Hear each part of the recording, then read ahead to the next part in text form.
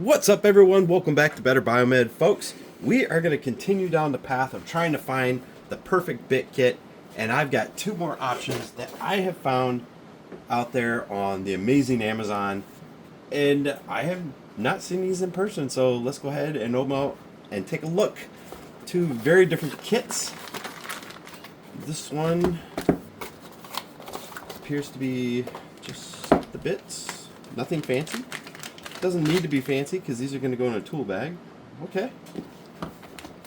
That looks pretty handy. There is quite the selection of Torx there. I dig that.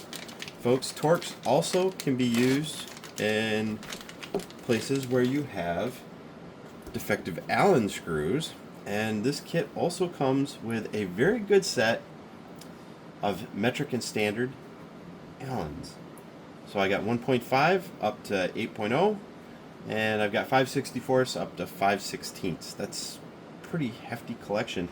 And these all have a little sleeve on them, but the shank is almost as tiny as it can get. These look like they're machined really, really well. And the crazy thing is I don't even have the brand of these. Alright, I'll leave a link in the video description. That way there you guys can check them out on your own. But I really dig long shank bits. In my previous video, we took a look at some of these. These were excellent. It's just the whole kit was full of a bunch of garbage that I'm not going to use. This particular set, I believe, was rather inexpensive. We've got the security Torx here, and we've got the solid Torx, metric and standard. This appears to be a very hard, like chrome vanadium type of steel. Looks excellent. I have no qualms about that set whatsoever. Only the necessary pieces. I don't have to throw anything out. I can take all those and throw them in my tool bag, and I would be absolutely happy. Now the second one I have is a 50-piece bit set, and this one, from the photos online, it looks pretty cool. However, I do believe that some of these bits are going to be the garbage bits, the ones that you're never ever going to use. And ooh my gosh, I can tell already they're kind of magnetically stuck together. So these look like, yeah, they look like 3-inch long bits. They appear to be machined well. They got like a satin type of finish,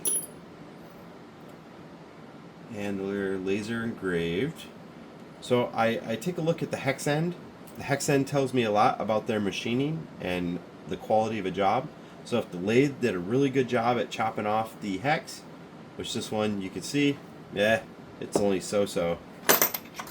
So I have a lot of extra bits here that I'm never ever going to use.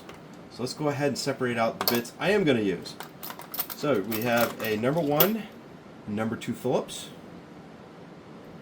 Those look excellent. No, they look excellent.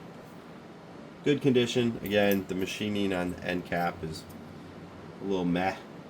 Sometimes when the machining's rough here, this little detent right here that locks it into screwdrivers and into other bit sets, sometimes it doesn't work so well. But on this set, the tolerance for the hex is right on, spot on, locks in. Okay. So we have number 1, number 2 Phillips. We've got a square drive. Guys, I don't use square drive. I think we got some Pozis. What is this, Posi drive? Yeah. So we got a Posi drive 1 and 2. I guess I can keep those just in case. I've got a selection of spanner bits. Again, that garbage Torx, which is like a twisted Phillips. Called Torx. I don't know where the heck they use it. It's disappointing because it's a garbage bit. And then we've got some of these. What are they? These are security bits that you find in a bunch of industrial settings. This is the like the, what would you call that? It's not like a figure 8. More like an hourglass. Those are garbage. So hourglass, those. I might use square drive, but we almost never see those. And on the other side, we have see, what are these? Ah, that Tri-Wing. Okay, so we got the Tri-Wing, which are pretty much garbage. We're almost never going to use them. I have spline drive. So I've got several different spline drives. Now, mind you, just because I say they're garbage, it doesn't mean I'm throwing them out, folks. It just means that they're not going to go in my main bit kit. These spline drives, if you work in automotive particularly, you're going to see a lot of these. And I would think in a lot of European and or Asian products, you're going to see spline drive. So it's not that they're completely useless. It's just, for me as a biomed, they're mainly useless. I have some really nice 3-inch long flat blades. However, these ones here do have more of a taper grind to them, which means that there's no real flat plane for the flat blade. It's at a taper the entire way, all the way to the point. Let's see, how about that one? Yeah, that one's maybe a little bit better. So we got large, medium, and small. And let's see, I'm going to save this guy here. This is a T30 Torx, Security Torx. Looks pretty good. And let's see, what else do I have in here? Alright, so I got a series of Allen bits here. Okay. And I can tell already the quality of these ones is not the best because the endpoints have been drilled. It doesn't look like it's completely centered. Maybe I'm wrong, but it just looks like it's an unfinished product. The grind on like this finest point right here, I can see little striations in it, which means that it was made in a hurry and the finish is not that great.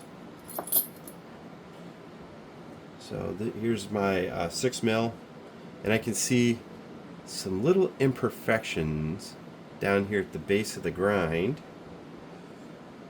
Yeah, right there. I see some little imperfections in the base of the grind. It might work absolutely fine, but I mean, I usually don't like my tools to have imperfections like that because that usually means that it's not going to fit in the fastener quite so well. So right here, I've got a extension. It's just a standard 2-inch extension, magnetic. And the magnet is completely anemic. Look at that. I can almost shake the bit loose. So, yeah, it does have a magnet, but it's almost useless. And here I've got 4 mil up to, let's see, I got 4, 5, 6. Okay, 4, 5, 6 of metric. And on the other side I had 2, 2.5. So these are solid metrics. Alright, solid metrics. And then look at all those 3-inch long Torx. That is quite the selection of Torx. I don't know why. Why do I have a T30 here? And I've got a T30. Oh, it popped off. My bad. Okay. So T30 there. So here's one of the things I absolutely do not like. I'm gonna take all these bits. Let's just remove the bits that I think are garbage. Okay. Here's what I don't like. Look at the profile of that kit. See that? On the top, they actually made an efficient use, and I dig how they're all kind of inset. That makes it really nice and easy to access all your points. All you gotta do is push down, pull up, they pop right out. Blow molded cases are not my favorite. I honestly would rather have just a flat case that I can fold over on itself so I can stick it down my tool bag. It takes a fraction of the amount of space. Look how much real estate that takes, and all it is a little tray that they lay in. What a waste. Honestly, what a waste. So I'm not going to utilize this kit itself. I'm going to probably pull out all these Torx right here. A huge selection of Torx, my gosh. And folks, Torx are one of those bits that you can use for metric Allens. Not an issue. If you have any Allens whatsoever that strip out while you're in the field, see this guy here, mostly garbage. So if you have an Allen fastener that pops out, you find a Torx that's going to be really close to the Allen size you need, and you're going to line it up over the hole, and you're going to kind of tap on it to make it seat itself and maybe even cut edges into a rounded out Allen, and then you use this as your new driver bit. So in some ways it destroys the Torx, but that's why you keep a selection of Torx on you, is because that one day you have that one job where you have an Allen that just gets all tore up because somebody used a metric when they should have been using a standard, or vice versa, or they're using one of those ball end. Oh, I hate the ball end Allen wrenches. I absolutely hate those. There's so many technicians that use them. They destroy fasteners. So then I have to come in later on with one of these Torx, kind of find where the old angles were on the old Allen, beat one of these in, and then use this to break it loose and to get it out. Sometimes it ruins the Torx, but it just is what it is. The cost of this kit here was like $20 some. The other kit, which I think is way better, check out these ones. The grind looks very specific. It looks, that one is a little questionable on the quality. And this one, what is going on with this guy? X. Yeah, I guess it's good. It's just how the light was bouncing off it. So I'll leave a link to both these kits in the video description. Honestly, I keep a multi-kit, which is one of those DeWalt kits that clamshells open. And I have a whole selection of bits just like these, because you never know when you're going to have a fastener that's either stripped out, or if you have a fastener that's got just some crazy tolerance. Sometimes these Chinese bits actually are exactly what you need. So that's how I'm going to do it. So this is going to be my premium kit that I'm going to use for most things. And then in my side kit, I'm going to have all these bits right here. So in the field, that's what I'm taking with me. It's not so heavy. It's just maybe a couple pounds, but the amount of drivers that I can have because of that kit and that kit is absolutely limitless. It's almost everything I'm going to need as a technician.